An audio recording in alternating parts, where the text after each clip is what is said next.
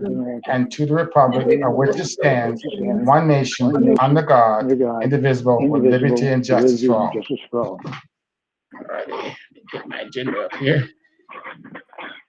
I make it bigger than that. Wow. Okay. I know we have a lot of people that want to speak tonight on the comments from committee and staff. The rule is you have 3 minutes to speak, 12 minutes per topic. When you come on to speak, you want to give your name and the topic you're speaking about.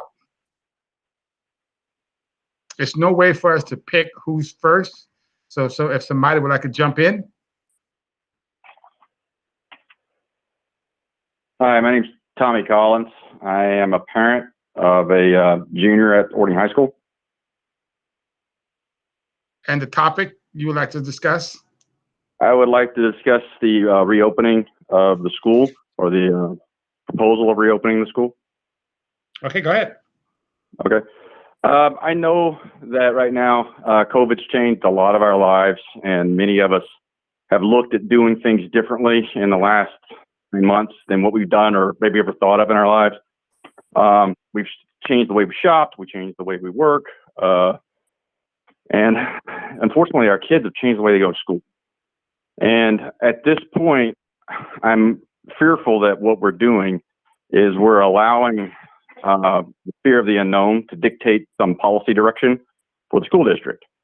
There's multiple states within the United States, up to 26 right now, that have reopened for in-person learning.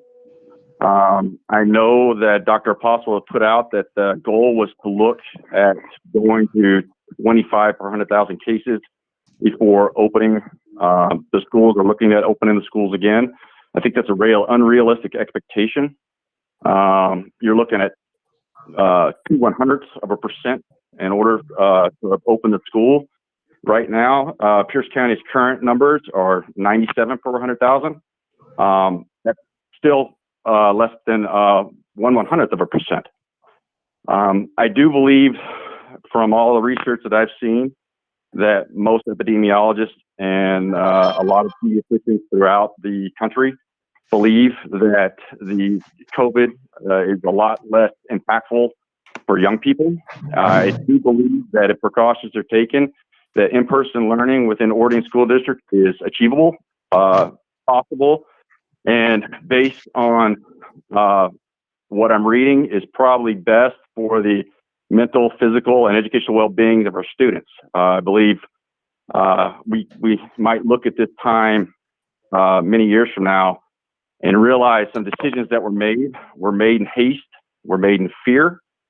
And I believe that this board has an obligation to take a look at all facts and encourage our interim superintendent in his decision-making, and encourage the community to get their kids back to school. I know recent surveys have been put out, and it looks like, well, almost 9 in 10 parents want their kids back in school. I appreciate your time. I appreciate you listening. I hope you guys will look at the facts and come up with a comprehensive decision. I skipped over something. I'm sorry. Before we go to the next person, I need to back up a little bit and go to the modification of the agenda. I'm sorry, I skipped that over. I skipped over that. And that's Lynn.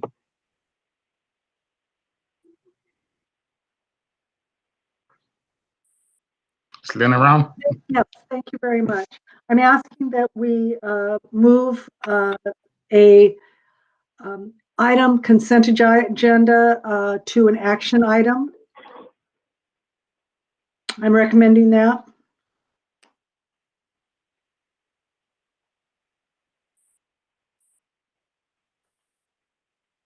You're on mute, Stanley. Okay, so I need a motion to move the which one? The classified furlough list to an action item. Leave the other one as is, and that's what the motion is. Any questions? Are we also adding an executive session? Right. Sorry, and also. Thank you. So do we need a motion? I will motion for the executive session and motion to add action item of the agenda of classified furlough list. Can we get a second on that? I'll second it. Be first and second, all in favor? Aye. Aye. Pass, thank you. And the one we need to deal with now is the one for October 15th. That's the resignations for the teachers and staff, correct? Yes. So go ahead. Any questions on the resignations? Stanley, that is on the consent agenda, and it can be, since it's still on the consent agenda, it can be part of the whole review of consent action or consent items. Okay. All right, so we'll move back. So I'm okay to move, Bonnie? All righty. We'll move back to community and staff comments. Sorry about that interruption. Who would like to go up next? Mention your name and the topic you're speaking on.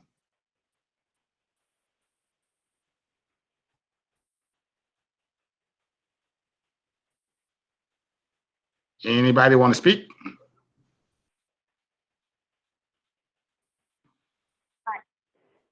Hi, Director Holland. This is Kaylin Smart. Can you hear me? We sure can. How you doing? I'm good. I think part of the problem is, unless you remembered, like I just forgot, hit *6 to unmute us. As we come in to the meeting, it automatically mutes everybody. So some folks might be having that issue. So *6 to unmute yourself. Anyhow, thank you. The topic I'm also speaking on is of reopening of the schools and the current status. Mr. Collins said quite a bit of the same talking points that I was going to mention, so I won't belabor them. I did send the school board each an email this morning sort of outlining the talking points that I have tonight, but I did want to kind of just hit on a couple of those. One of them is, if the school board and the school district have not yet, I would recommend looking at the American Association of Pediatrics website that's got a plethora of information about the guidance and best practices and what to do. But fundamentally, I would take up my whole 3 minutes and then some if I read a lot of it to you. But really what they're saying is that schools and school-supported programs are fundamental to children and adolescent development and their well-being. And really it says that it should be the goal of every school to move to in-person, learning. And there are a lot of different protocols that they have on place that I think if the district just takes some time to realize that we could probably move in that direction. The second thing is I know there's been some surveys. We haven't heard a lot of information back from those surveys, maybe a few tidbits here and there, such as, the 84.9% of one of the surveys of parents said, they want their children to return to in-person learning. And right now, I think myself and many of the community members, through my own personal conversations with them, just reading all the various social media outlets, it is apparent that this community overwhelmingly wants their children back in school for a wide variety of reasons. And quite frankly, I know I'm preaching to the choir when I say the school board does work for this community. So we hope that the school board is really taking a look at what the community wants, because at the end of the day, it is us that knows what's best for our children and not anybody else. I will say children are not doing well right now. They are struggling. Many parents are struggling. Many parents don't have the opportunity to sit at home and guide their children. I personally know one parent who had to quit her job because her elementary children are at home, and there's no way for them to be able to get on and virtually learn all by themselves. I have a straight A student who is in lots of AP courses. He is a senior, and he is struggling. He does not have the access that he normally would to the teachers and to the resources that he needs to be successful. I have a middle schooler who always struggles and needs that before school, after school, the Falcon time, that just unfettered access to the teachers, and he doesn't get it. on a normal before pandemic, we have a hard time keeping up with the amount of communication that comes out. I can tell you it's tenfold right now for both parents and students, and it's difficult. And I know in Dr. Apostle's message, he said, you know, what the school district is looking out for is the well-being. And I have no doubt that that is what is on your mind. However, I think there's more about health and well-being outside of COVID, 3 minutes. because they are socially having emotional issues, mental health issues, the physical issues. And I just hope that the school district will actually start listening to the community and take into the whole picture of the health of the child. Thank you. Thank you. Is there anybody else who would like to speak?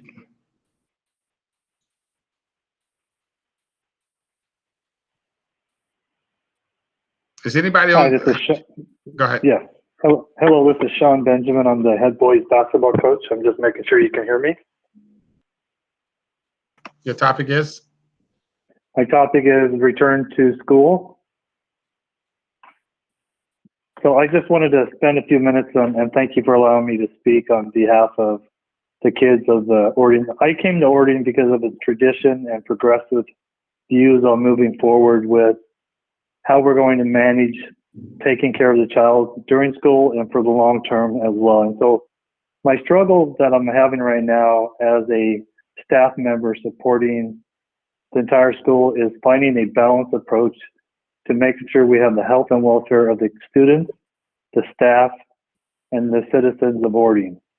And so my concern is that we're not looking at other school districts in enough detail to see what they're doing to manage their students, manage the activities, and making sure that we're finding the proper balanced approach to be able to support all citizens of Ordian. And so with that, I will turn it back over to you. I think that we have to be risk managers, and we have to find the right balance to manage the risk that we have for everybody that's involved in supporting these students. That's not why they're in school, but also setting them up for successful life and careers in the entire country. So thank you for your time. And thank you. So anyone else? Yes, my name is Darcy Snyder. Can you hear me? Yes, you can. I would like to read an email that was sent out from me. Excuse me, what topic you want to discuss? I am calling in regards to the proposed cuts to Ordian School District classified staff. Okay, thank you. Go ahead, as I'm sure you're aware, there is a very pressing issue at hand in our district right now: the potential cutbacks of pay and hours for numerous Ordian School District classified staff. Some of these cuts have already begun. The district has indicated that they have no intention of cutting any certificated hours, administration hours, or otherwise. They have explicitly stated that they will be making cuts, quote unquote, from the bottom up, and classified staff are at the bottom of that list. When you look at the classified staff for Ordian School District, it is made up of support paras, food service workers, bus drivers, cleaning crews, and maintenance workers, just to name a few. I find it deplorable that the district deems these employees who have worked during this entire pandemic, or those employees who were during the heart of this, deemed essential and called back to work first, now seem disposable in the district's eyes. I am not the only one that feels this way. These employees left the safety of their homes and their families and showed up every day to serve our students and our community, and the district shows that it values classified staff by letting it be known that they are the bottom of the barrel and disposable. These people showed up and put themselves and their families at risk during very uncertain times and never wavered. These same employees are still working and serving our students and community every single day with the same dedication and flexibility that they've shown all along to go anywhere and everywhere that they are needed within the district. Without food service workers, there would be no meal service for our students and community, a service so many have relied on during these months. Without bus drivers, there would be no meal delivery, no sped transportation services for our most fragile students, and down the road, no transportation for greater than 60% of boarding students who live outside the city limits. Cleaning crews are making it possible for anyone to be able to show up with all they do every day to keep our buildings safe and sanitized. While the majority of the district either wasn't working or was working safely from home, these workers showed up every single day. Boarding school districts should not be considering cuts of the very employees that have been essential and sacrificed everything for their students and community for months now. They should be seeking to find an answer to this current situation that is fair and equitable across the board and does not make it seem as if they view classified staff as bottom tier workers. It is time for the district to finally show all of its staff that we are worthy and we are valued. We are asking that Orting School District School Board consider that there are numerous places that adjustments can be made in order to preserve all staff until such time that we can return to normal schedules. Numerous staff have offered to take furlough days without pay to avoid cutbacks in staff. Those reduced times and reduced dollars could be allocated everywhere in order to preserve jobs. Meeting the budget cuts needed during such a time should never fall solely on one population of workers. The district needs to come up with a solution that shows that they value all of their employees and that they see how critical these employees are and have been to servicing this community and its families. Okay, it's been 3 minutes. Thank you.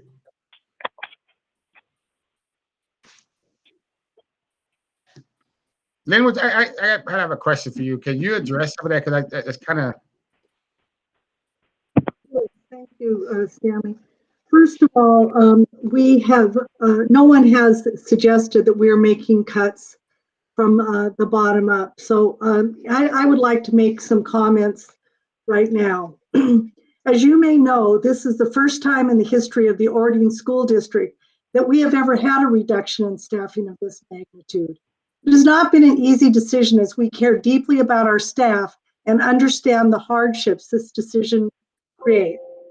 As a district and as individuals, we have strived to protect jobs and be responsible financially for the funds the public entrusts us to.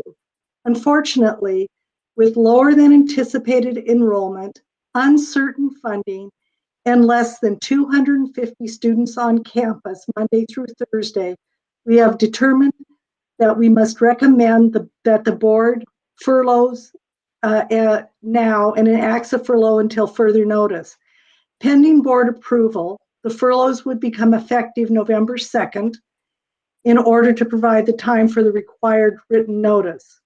We will continue to pay full wages for that extended period for all impacted employees previously notified of this reduction in their work hours. With that said, it has come to our attention that well-intended conversations throughout this process with union leaders may not have always been clear to everyone despite being involved in the process. I know there are hard feelings about this decision and the perceived lack of transparency and communication. This was in no way intentional. I believed I was working with Jerry Silvernail, the union president, who raised no objections on October 6th when I told her I had determined we had to recommend reductions after reviewing every single classified assignment with principals and supervisors. On August 5th, I met with PSE during labor management and stated that I was not sure there would be a role for all classified staff at the same number of hours. On August 17th, I presented a resolution to the board to establish a reduction in force that passed. On August 19th, we met again with PSE and introduced the shared work program with the idea it would preserve jobs if we needed to reduce hours. The application for the shared work program was completed on August 27th. On August 27th, I also sent a letter to every classified employee stating that we know remote learning and having only a few students at school requires us to rethink how we will serve our students. I also stated that with uncertain enrollment, we need to establish what services are required and how we will offer them. As early as July 23rd, discussions regarding staffing were being held with administration, from preschool to building office staff to health room, crossing guards, special education, paras, transportation, custodial, and food service. We worked to determine if there was meaningful work for our classified staff. We tried to keep the cuts away from the students. That is why we cut Friday hours when no students are present. We will monitor it closely to determine if our reductions are in the right place. PSE has made a demand to bargain, suggesting we are unable to make cuts without bargaining. The current CBA gives the district the right, and I quote, the right to release employees from duties because of lack of work or other legitimate reasons. I believe the pandemic, having less than 250 students on campus and none on Friday at all, and uncertain funding, lack of work are legitimate reasons. I will continue to work with PSE leadership. I've heard the questions and concerns about fairness, equity, and timing. The concerns are valid. Shannon Celine, the PSE field representative, and I are committed to work together and to continue to forge our relationship to support our employees and our students. I sincerely apologize that the process for coming to this decision didn't seem clear. It was never my intent. If approved, the district will realize approximately $876,180 in savings. And we will continue to look for savings and reductions that are fair and equitable and stay as far away from students in classrooms. Unfortunately, we're not done making cuts. No one has ever suggested that we are making cuts from the bottom. That is not how we view our employees. The HR team is ready to help any staff member with their application for shared work or unemployment. We're ready to reach out to employees when school operations begin to normalize and students return to campus. This is not a decision we come by lightly. We are concerned for lack of work and the budget process. Thank you. Thank you, Lynn. Is any other comments from the community? Yes, state there your is. name. Yes, there is. Can you hear me? Yeah, state your name and the topic. You have 3 minutes, please. Yes, my name is Lilia Spearman, and I work as a paraeducator at Ptarmigan Ridge, and I'm the vice president of the Public School Employees Union. So I'm just speaking up on all of our staff on behalf of countering many of the things that Lynn just stated that are false. Due to our conversations and what our understanding was of the things that were being and actually feel very misled. And the cuts that were going to be happening stated November 2nd, that was actually with 4 days notice, going to be beginning tomorrow. Many of the conversations were vague. Much information was not provided, and I've asked many direct questions in those conversations. Who are we looking at? What types of ideas do you have? Here's all kinds of ideas we have to make things work. They didn't know the answers to those questions. The only thing we did agree on in these conversations was a shared work leave program, because we would like people to not be put out to a pandemic and not lose their benefits. So the one thing we did agree upon was that aspect. With vague information, they basically took that approval of us signing that contract and decided to do what they may with that. Unbeknownst to us, there were not conversations. And actually, in our last conversation, it was things that we're looking up and the district will most likely be opening. And when it comes to the people being at the bottom that was not stated, we have several custodians that were at that meeting and said, why are we the ones being targeted? And it was said that we start from the bottom up. Parents were never once mentioned in any of these conversations. It was bus drivers and certain aspects. And when that funding came in for the bus drivers, that went away. That was removed. My last words in one of these conversations was I was so happy and eager to hear the wonderful things that were happening and that people would be protected. Thank you.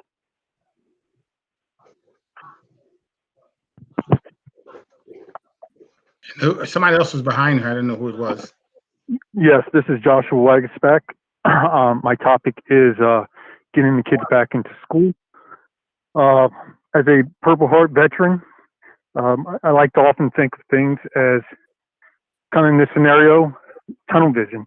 We can't have, in my opinion, a tunnel vision with this pandemic going on, and we need to look at our kids to service the whole kid. Now think of right now with the decisions that are being made, we're not looking at the whole kid. We're only looking at a very one piece of the puzzle. So just want to give my opinion of saying, you know, you guys are going to be making some really hard decisions. That's understandable. You guys are definitely going to be in my prayers, but please consider the whole child, because this distance learning thing is not really working out. One, and then two, there's more to the school district than what we're currently getting now. So we're just asking, again, to let the kids go back to school, let them participate in their extracurricular activities, because this is all important for the whole development of the child. So I want to thank everybody again for listening. And again, we'll be in my family's prayers. Got a lot of hard decisions to make. So thank you. And thank you for your service. This will be the last one on reopening the school, because it's 12 minutes per topic. So is anybody else got to talk about reopening the school? Let's get that one out the way.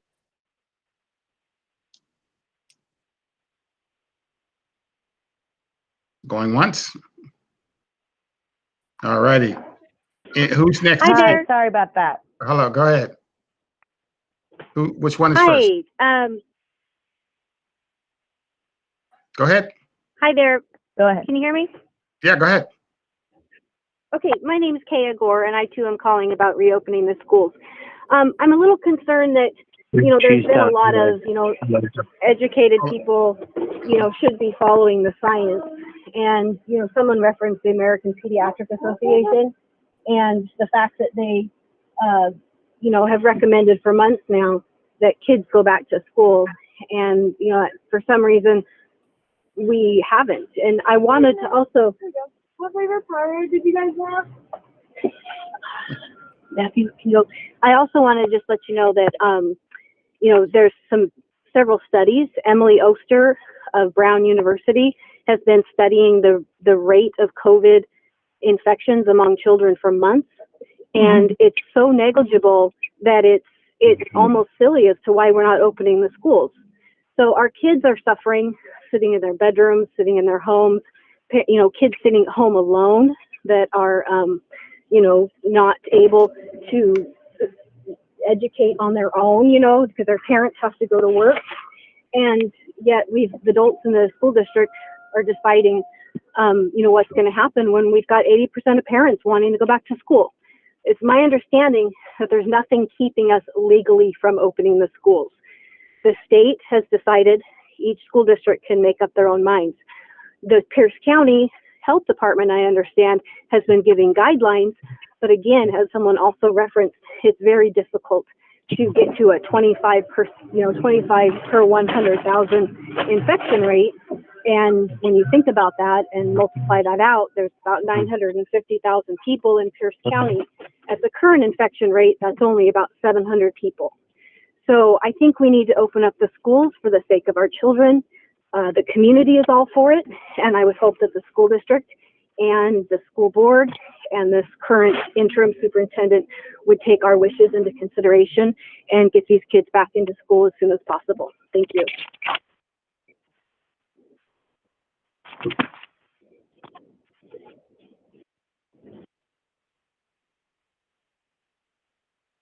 Stanley, you are muted. All right. Sorry about that. That's a little trick there. Is anybody else here to talk about the furloughs? Yes, as a matter of fact, yes. Go ahead. Because Name and go ahead. Yeah, my name is Randy Corbett, and I have 3 kids in the Orting School District. And I'll tell you right now, as a parent, I'm concerned that janitors, LPNs, food services, and paras are being cut during a pandemic. Who's going to take care of the kids? Who's going to take care of the school? If this virus is as serious as it is being portrayed, cutting janitors, nurses, and access to learning opportunities and food sources, this is absurd, to say the least. These have been the frontline workers. All of them have been since this started. Since March. Who stood on the front lines to take care of our schools and our kids.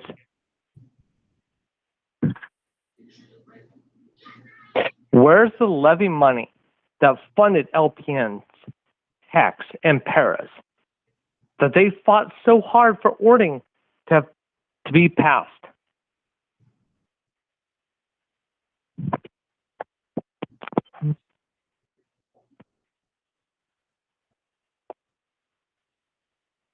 Still there?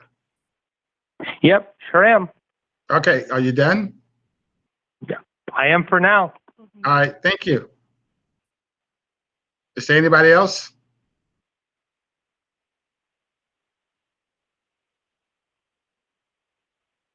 I'm waiting because sometimes they have to get stuff off mute, like me.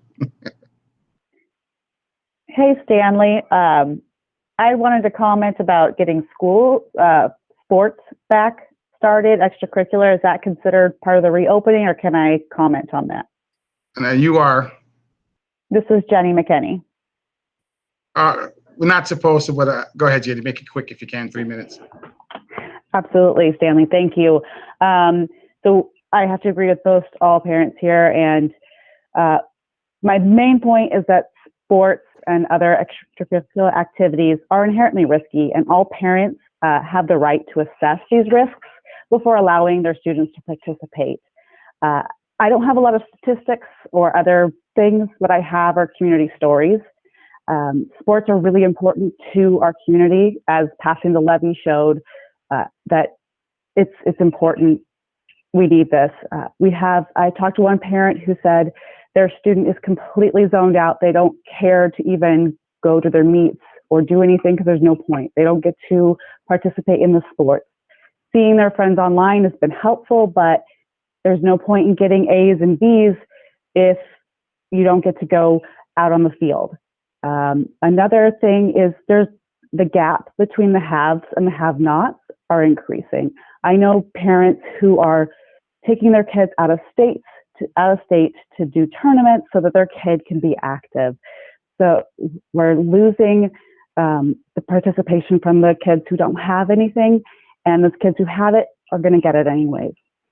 Another parent I talked to has a child with ADD, and they've spent years putting them in sports to keep them off medication to help manage their symptoms. Now they're having to put their kid on medication, and it's not even near to the same level of help that the sports have done. I've read a lot of the WIA guidelines, and I think that that's something we could easily do. Small groups, just getting the kids practicing, just getting them moving is something that we all need, at least myself as a parent and a lot of the parents I've talked to. Allow the parents to take that risk. Most people I've talked to, the survey responses that you guys have gotten is we want to allow our kids to go back. I think waiting till 25 is a little obscene when other guidelines are saying you can start practicing now. You can start practicing it above 75. Just keeping it safe, keeping it clean, keeping it small groups. I think we should allow the parents and the community to have some sort of normalcy and some sort of say in letting their kids do sports and other activities. Thank you. Thank you. Appreciate it. Not hearing any more comments. I'm getting one opportunity. Lynn, are you still there? She's muted. Yes, I'm here. I would like to, there were some things said I would like to clear up if you could.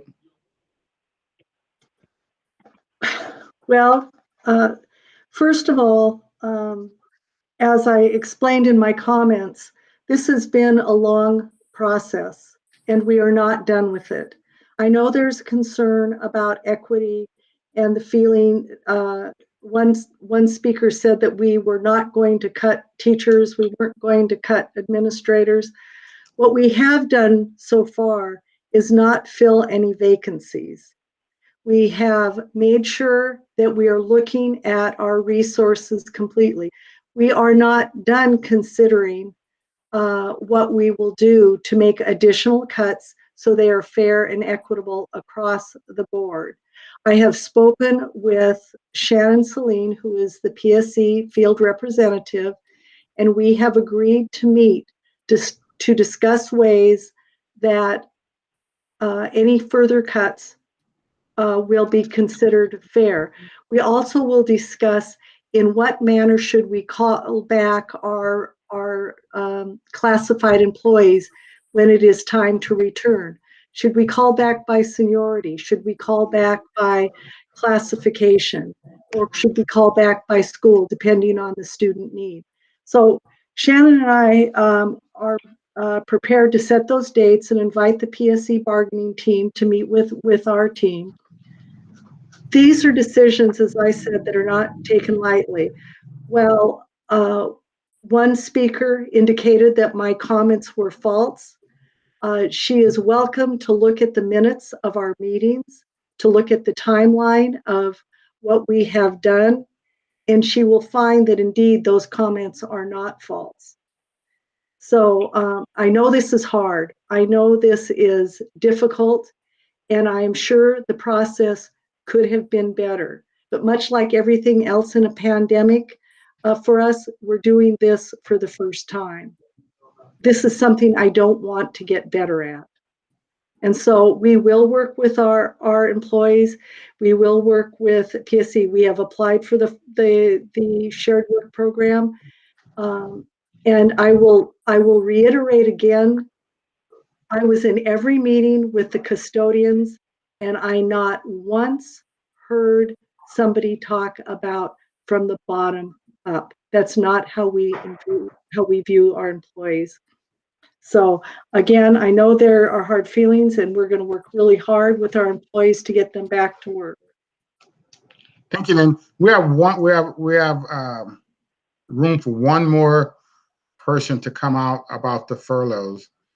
If anybody would like to speak, this is the time to do it. If not, we're going to move on with the agenda. Hearing none, let's move on with the agenda. The next thing on the agenda, item C, recognitions. Yes, President Holland, this is a very busy month of celebrations and recognition. Unfortunately, we are able to conduct our meetings virtually, and typically school districts honor individuals and the celebrations by bringing them in person to school board meetings. However, we're unable to do that. But this month has been a very busy month of recognizing special days within the month. This month, recognizing Bully Prevention Month and Unity Day on October 21st. Custodial Workers Recognition Day on October 2nd. Disability History Month.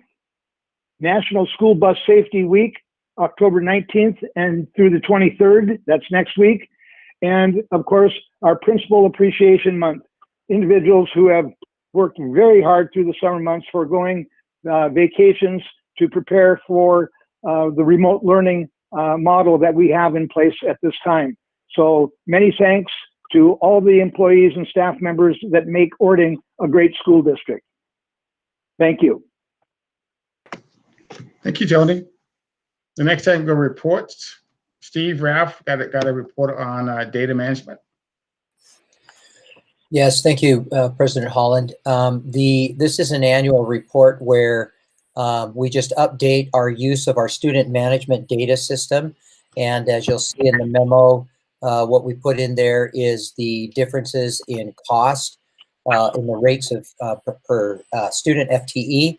And I'm thankful to Marcy Bannon for updating that information for me, as she's always right on top of those things.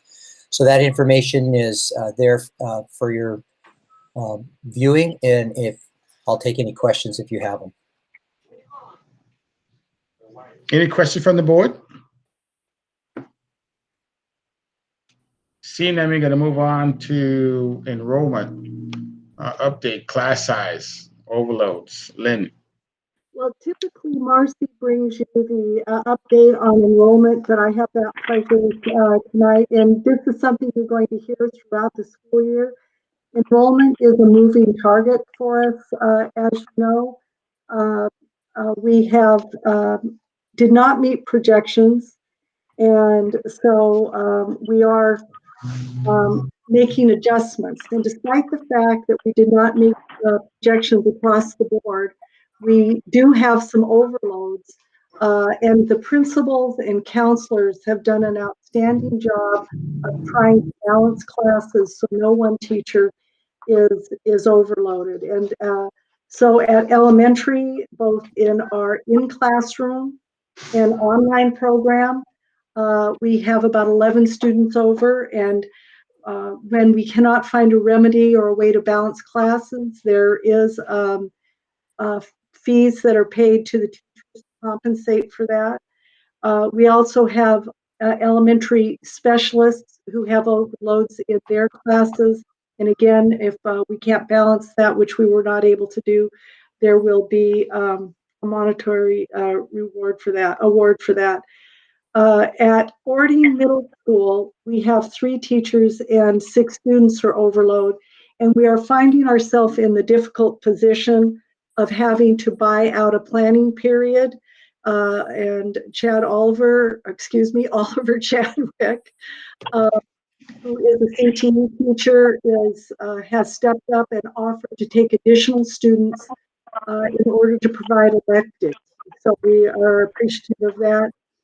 At high school, we have about 18 students spread among 7 teachers who are overloaded. So again, even though our enrollment is down, depending on where the students fall in elementary, which grade level, or depending on the content area that a teacher is teaching, there could be an overload. We budget for this each year. So this year, this semester, it's going to be about $26,000.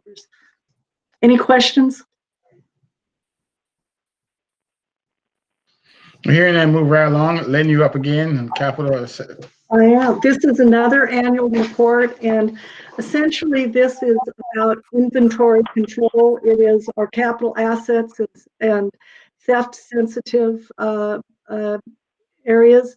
We have completed a phase 1 inventory control using barcode and technology to record our assets. The initial phase dealt all with our technology equipment, small things like printers and microphones, those kinds of things. We had intended to implement phase 2 right when your mom brought for dinner. Right when, I'm sorry. Before I did all this. We intended to implement phase 2 when the pandemic hit, so we will be revising our timeline. Well, Any questions? Like, can I go to Liz? I'm like, yeah, I'll take you right now, and then Dad can pick you up on his way home. Hey, whoever's on phone line 253 live digit 80. It's Darcy. I recognized your voice. Darcy, you're Okay, not go ahead. muted. Go ahead, No, it's not me. I'm muted. Oh, sorry. They muted it. Go ahead, Lynn. Sorry. So with that, any questions? We will be presenting a timeline.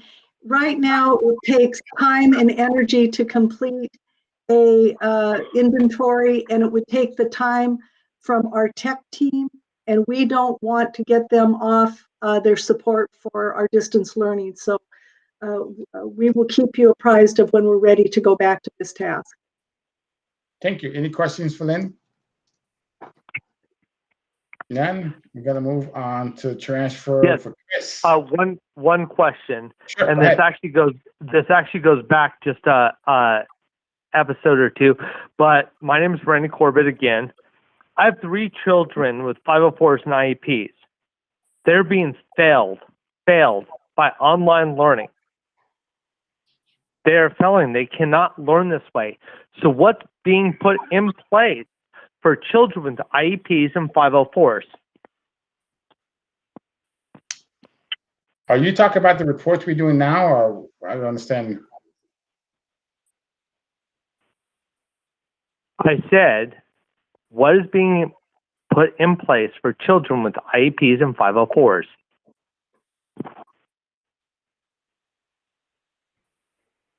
this gentleman's question is out of order. Oh, okay. Well, if you can email Tony your question, he'll definitely get back to you if you would like to do that. Biden. Okay. Okay, thank you.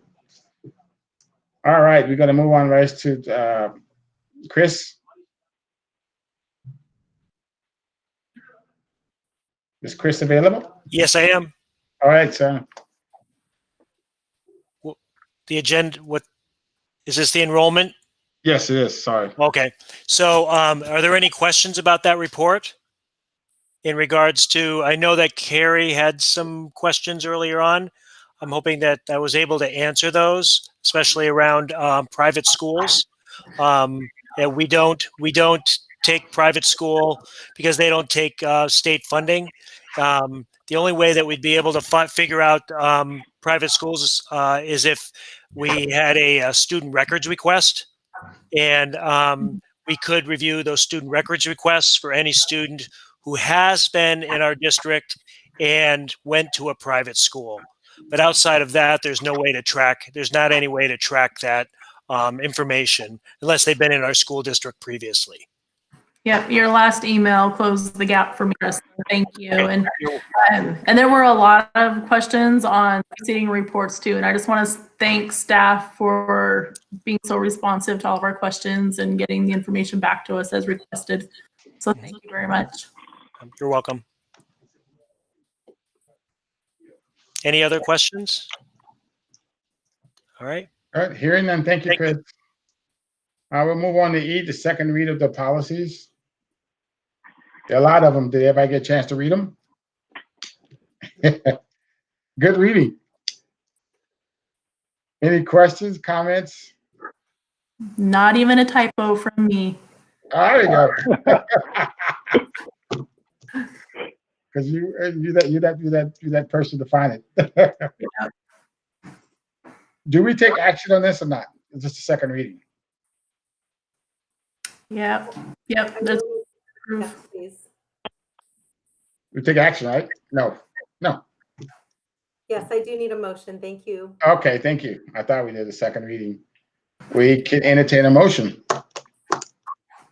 I'll move to approve the second reading of policy considerations. I'll second it. It's been first and second. All in favor? Aye. Opposed? Passed. Thank you. Next thing is on the agenda is the consent agenda, item 1 through 5. Any questions? Have all your questions been answered? I have a question here. This, Melissa, I was just wondering when we were going to insert the executive session. The executive session is coming up on the action item. We moved the executive to the action item with the other stuff. So that's next. Thank you for spelling that out for me. Okay. Thank you, because I was wondering too. Yeah, that's the next item. We'll go into executive session. Any comments on the consent agenda? Hearing none. Can I get a motion to approve the consent agenda as prepared? We'll motion to approve items 1 through 5 on the consent agenda. Second. It's first and second. All in favor? Aye. Aye. Opposed? Pass. Now we're going to go into executive session for about 20 minutes is good? Or you guys need longer? We can always extend it. So we'll go into session section for 20 minutes to discuss employee furlough. We will come out of executive session and then we'll move forward on the rest of the agenda. So where we're going is everybody, Kathy, you're going to switch over and go to the executive session, okay? I will do my best. Okay, if you got, please email Bonnie. Thank you. We'll see you guys in executive session.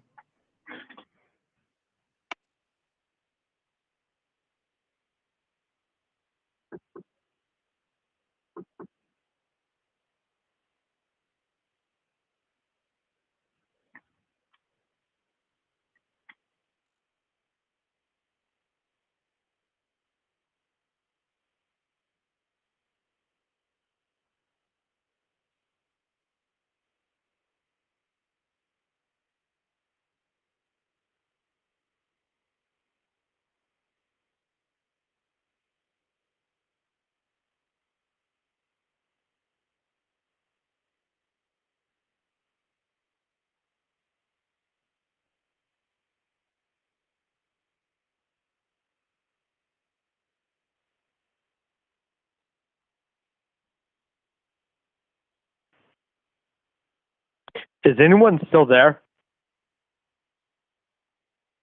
I'm still here. How can I help you? I'm Bonnie Christian. I'm the superintendent's assistant. Hey, great. Because I never got an answer to my question. So I believe you did. You will need to. No, I didn't. Yeah, you will need to send an email to Dr. Apostle, or you can send it to myself. I'd be happy to give you my email address. Okay. All right. Thanks. I Randy, appreciate it. Randy, many of us are still here waiting for after executive, what they're doing. They always expect people just to fall off, but we'll be waiting for them to come back. So go ahead and keep waiting for their vote and what they're going to come back and say, sir. That Go sounds ahead and great. check. That And sounds Randy- great. Thank you. Randy. You're welcome, Randy, thank you. because I know where you're coming from. So just go ahead and wait around. I appreciate it. Thank you so much. You're welcome. And Randy. Hey, Bonnie, I have a question. Hi, Ava. How can I help you? I was just wondering if I'm going to have a chance to report tonight or not, because it's a really busy meeting and I just want to make sure that me and Cassie will have time to talk, or if it's just too Yeah. busy or what. Oh, no, never too busy. We have a student board report at the very end of the agenda tonight. Okay. Thank you so Okay. much. You are welcome.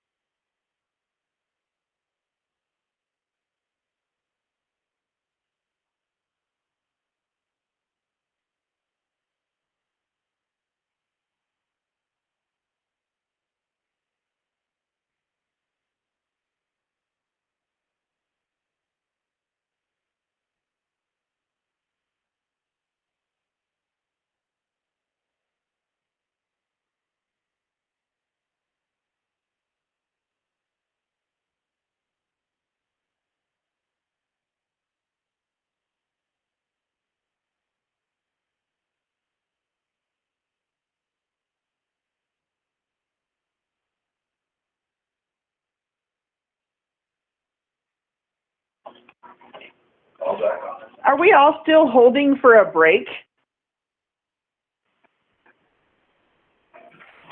Hi, this is Bonnie Christian. I'm the superintendent's assistant. They're currently in executive session. I'm going to check with them because their 20 minutes is now up and see if they are extending.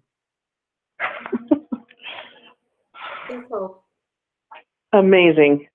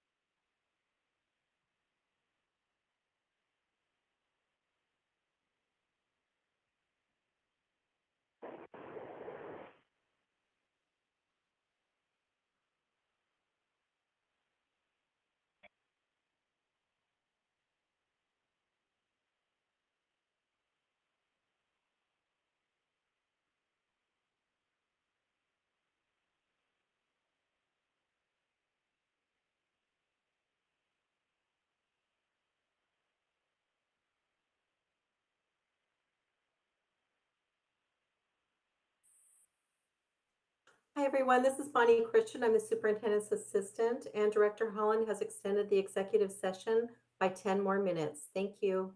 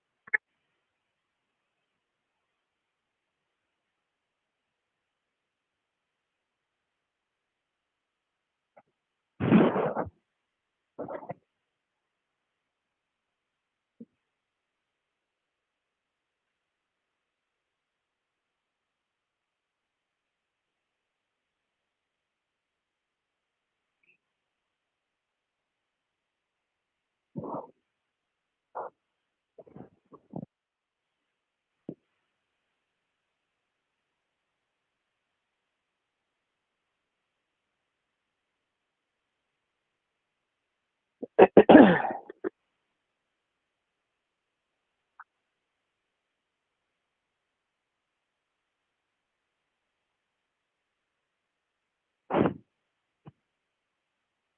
the call over? Nope, we're still waiting.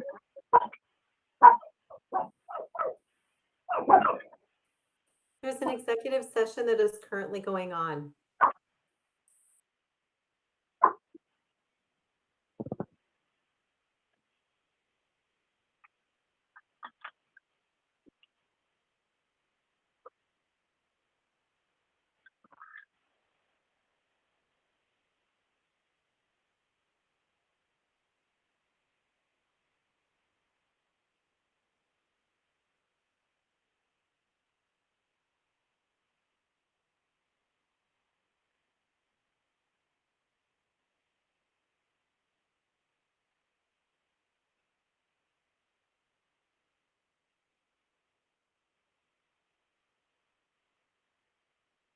Shall we just sit here and wait?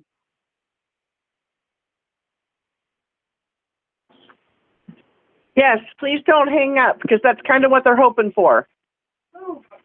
Okay. Respectful thing would be to do this at the end and close the meeting and then do this.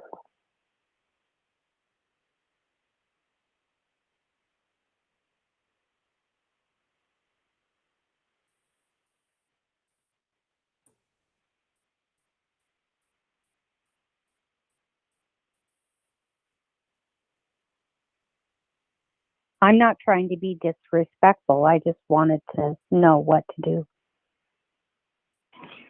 No, we appreciate you asking. They do this every single meeting where they have a break halfway through. And you just have to wait them out because that's the only way to continue listening and hopefully get answers. Hi, this is Okay, Bonnie I Christian. just wanted to make sure. I'm the superintendent's assistant. I just want to clarify, an executive session needs to happen within the time of the board meeting. It can't happen after the board meeting. So it's actually an executive session that takes place within the meeting, which is Okay, I just wanted to make sure I was doing the right thing. That's all. absolutely, absolutely. You're more than welcome to wait.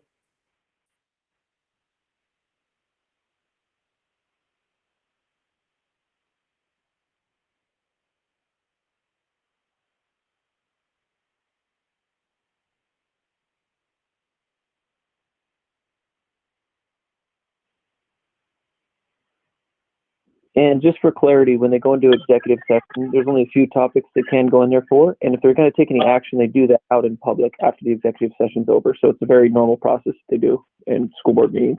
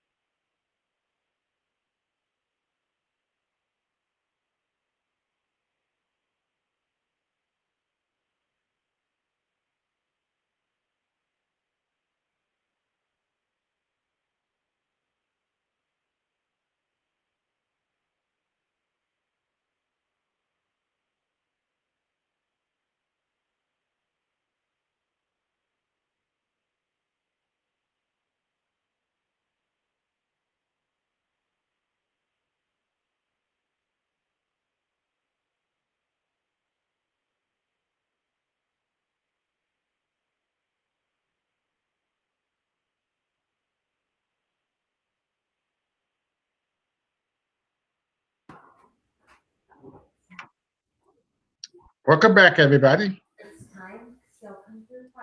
Oh, I got through. Yay.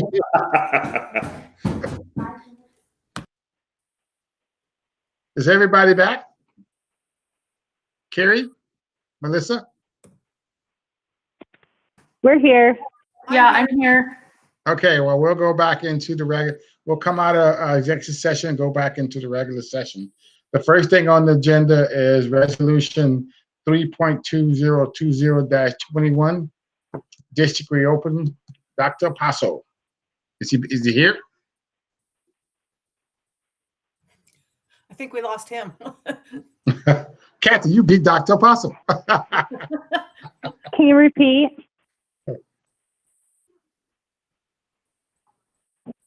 Can you repeat? Woohoo! I got on first.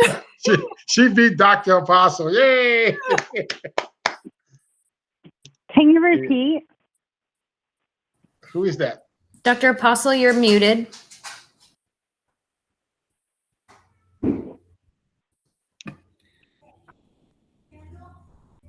Bonnie, send him a text. I will. I'm not seeing him back yet, so let me give him a quick call. Okay. He's here. He's just muted. For the reopening. Okay, can you repeat? What would you like us to repeat? Yeah, we're reopen code. Are you talking to us? Yes, the reopen code that you just spoke.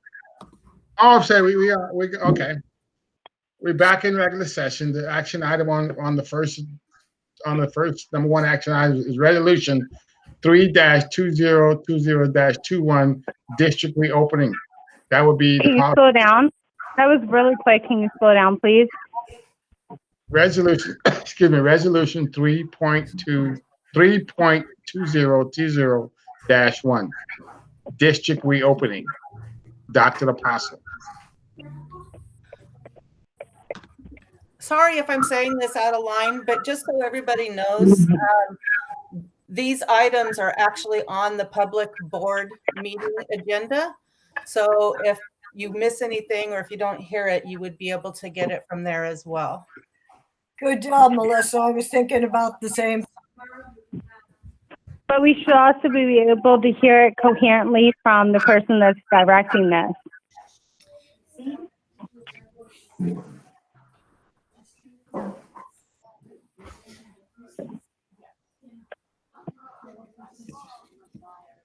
Did we get Tony back in yet? I don't think so.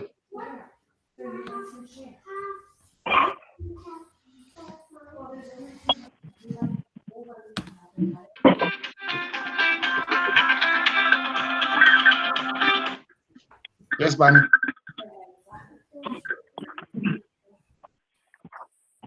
Hold on. Did you not hear what I said? No, this first No, time I heard you, it's the Dr. first time we heard anything. Okay. There are 9 paragraphs to this suspension of policy. I'm going to just read the first and the last because it's filled with a number of whereases. Whereas Chapter 28A 320 RCW authorizes local school boards to govern their respective districts, including adopting, revising, and suspending local board policies. Due to the COVID-19 epidemic, policies have been suspended and authorized by the governor.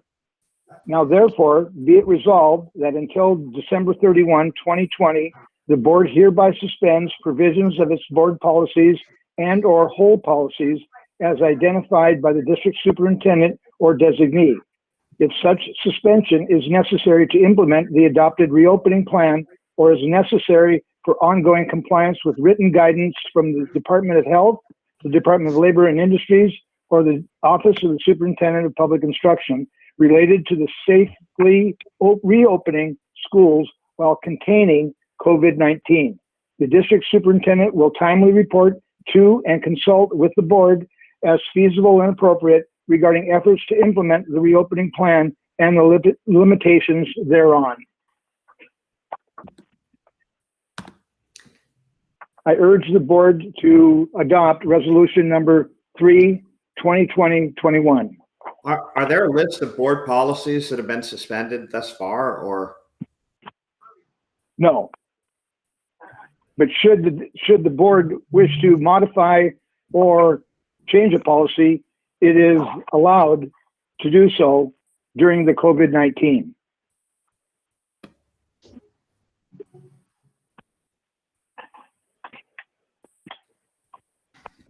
Any questions for Tony? What's the envisioned board policy that may need to be suspended to allow for reopening? Just kind of an example. I can't think of one right now. Then why is this necessary? We were asked to do that. It was recommended by WASDA and OSPI. Yeah, we did a similar one last year, George, when school closed. It gives us the flexibility to do things differently than our policy based on the needs of, in this case, reopening schools. Right. The only question I have is, we did one last year, and did we use it? I'm unfamiliar with what you did last year. I don't think we did. So we didn't actually suspend a single policy. I'm not sure though. We don't have a timeline in place for when we may be reopening schools. I'm not sure what problem we're solving. Isn't part of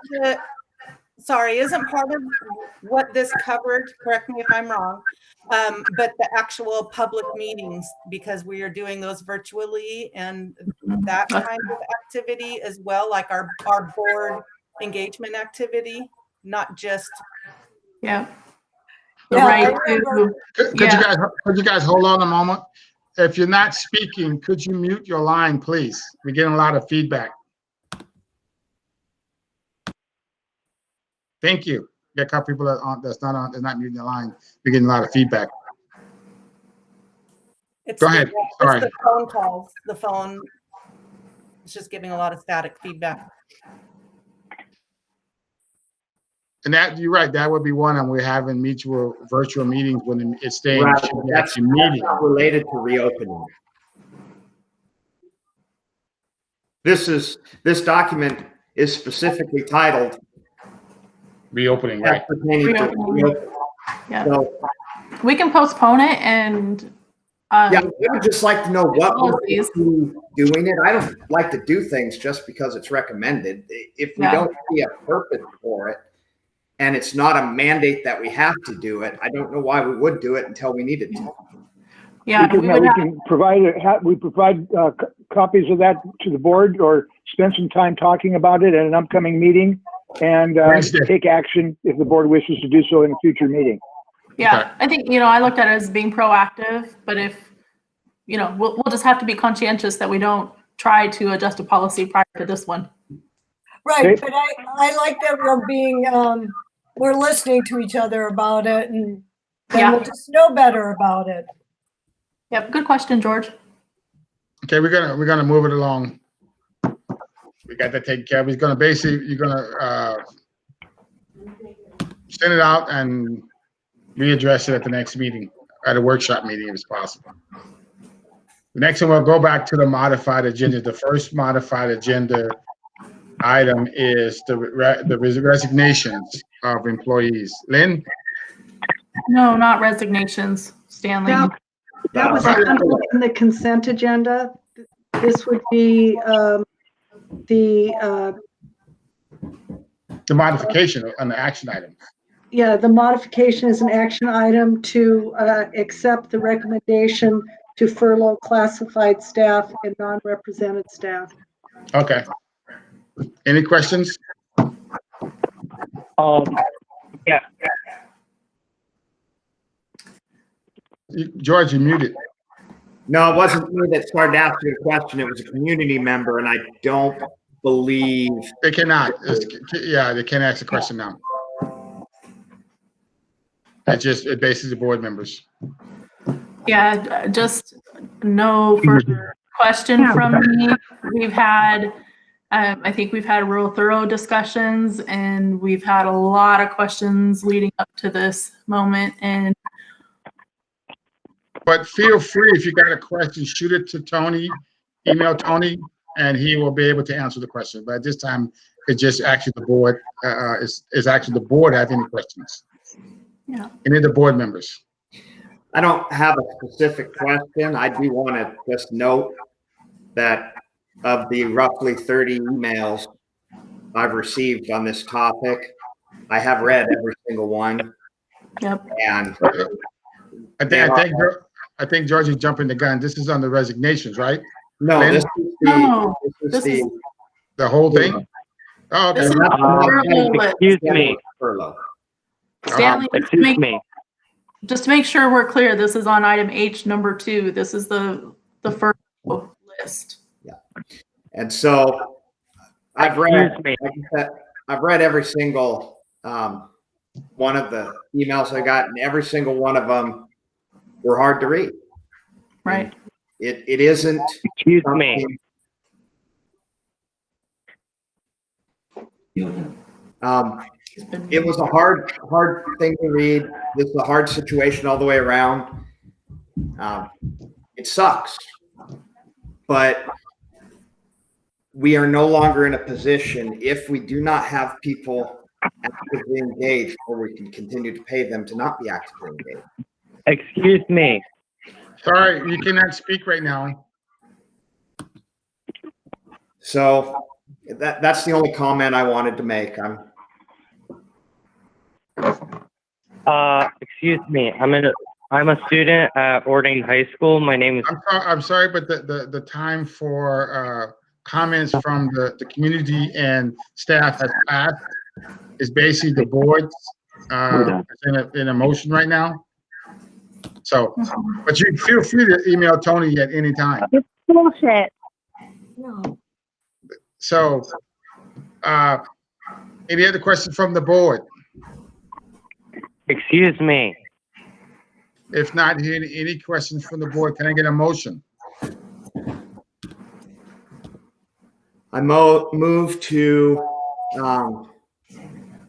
vote on and approve the personal consent agenda modification for classified furlough lists. Can we get a second? I will second it.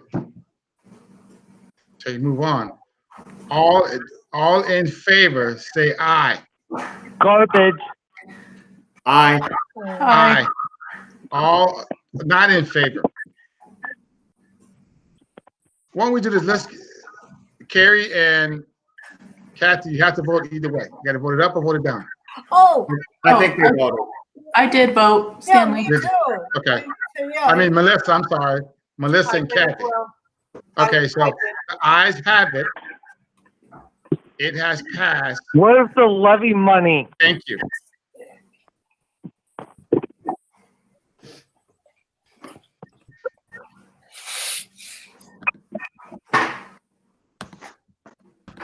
Next thing on the agenda is the student representative report. Excuse me. Do we have any student representative here that's one of our student reps? Oh, Cassie, you can go first. Cassie, No, you go Ava, you first. can go. You can go. You can go. Okay. I'm hoping Ava and Cassidy are here. Yes, we're Welcome to here. our first meeting with our Yes, we're student here. representatives. So great that you're here. You're failing our children. Okay. Honestly, I don't really have anything to report on because there honestly hasn't been anything going on. And I think that just a common You're feeling failing our children. honestly, just a common feeling among all of our students is just isolation and sadness and loneliness. And I think that, I don't even know, like, whenever we try to do anything or plan anything, like, it gets shut down. And it's just really sad. And, like, I don't know. Like, wrestling, like, no season, I don't know. But really sad, and I think we should go back to school, and it's just hard, and, like, I don't feel like any of our students really have a lot of support, and I think we all just feel really isolated, so that's all I have to say. Where's the levy money? Thank you, Ava. Thank you, Ava. Hi, this is Cassie Collins. I'm another one of the student board representatives if you do not know me yet. I would unfortunately like to report that I've seen an overwhelming spike in depressive episodes and complaints from students, whether it be in person or posts on social media. I've seen that Ingenuity is a tricky platform that seems to teach certain topics and then quiz and test on unrelated topics that we haven't seen before in previous lessons. I've seen students cry in Google Meets because of how stressed out they are. And I feel that the emotions that people feel, that the seniors feel, that they haven't experienced their senior year, they haven't had a homecoming, they're probably not going to have a prom. And it's just so hard for people, and it's hard to see. On a separate note, parents that are parents of students involved in OHS Adopt a Senior and Project Grad have organized a Halloween fundraiser in partnership with some students. It's going to take place at the end of October on Acreage, so there's plenty of room for social distancing. Hopefully the entry money will cover a non-school affiliated senior trip, so the seniors will have some sort of senior year experience, even if it's not funded through the school. I'm grateful that the students and parents were able to come together and have some sort of high school experience, even though we're fully online right now. So I'm just grateful that we can have somewhat of a school experience. Are we being kept informed about the Adopt a Grad? I really enjoyed that last year. I have a lot of former students in the senior class, and I want to make sure that we have opportunities to either contribute or donate or whatever, because I'd like to let those kids know I still care about them.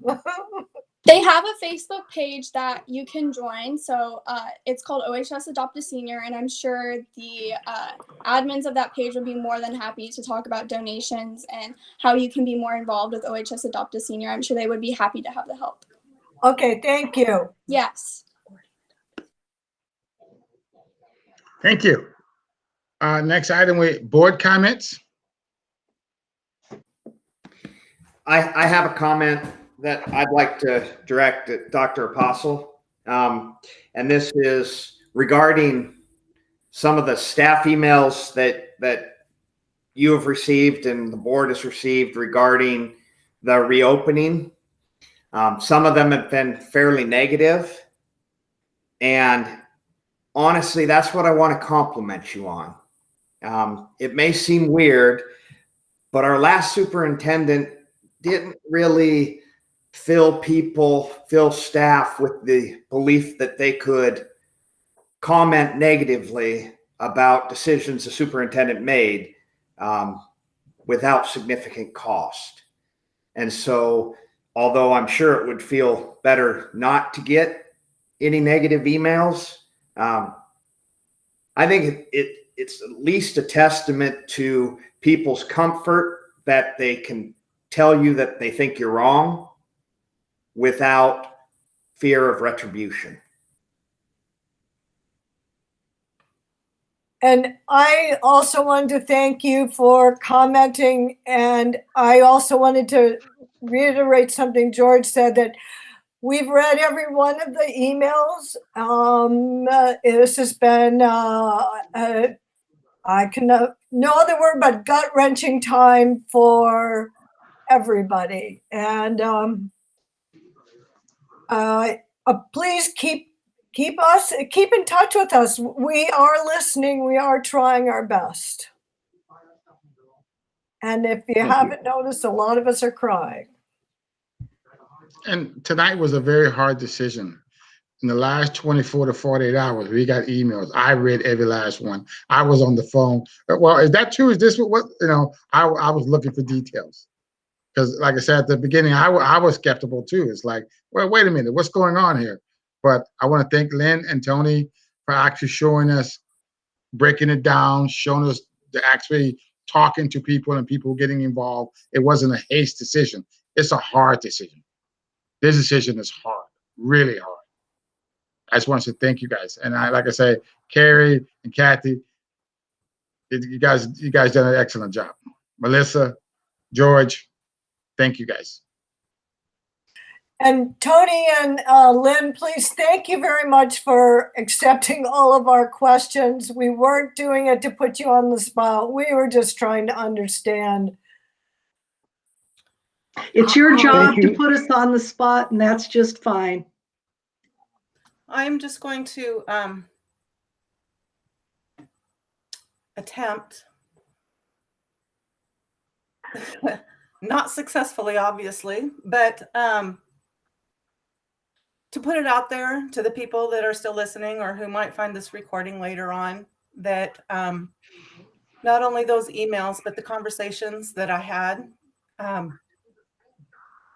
I currently don't have any students in the school, but this school district is family to me. All you people that have been affected tonight and could potentially be affected later on down the road, you mean something to me. You've had an effect on my kids who are not that far out of the system. This is not something I thought I would have to do in this role. And I want you all to know that I think about you. I'm sorry this happened. And I also want you to know that I'm going to be asking every week. Tony and Lynn may get a little sick and tired of me, but I'm going to be asking every week, what's it looking like? Where are we going? How soon do you think we can get there? God forbid, please don't tell me we have to do this again. And I know that the peers that stand in solidarity with you, that have had to feel this particular action tonight, that you have so much emotional support, as much as can be done.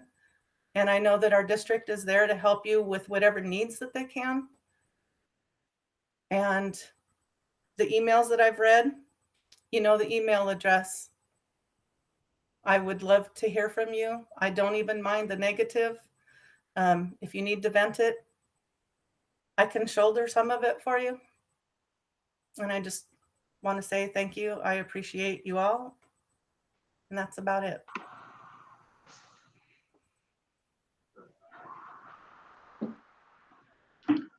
Well, will there be any other comments?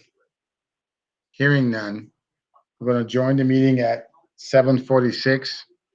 You guys have a good night and God bless. Bye-bye. Thank you, everyone. Have a good night. Thank you everyone for joining. Thank you.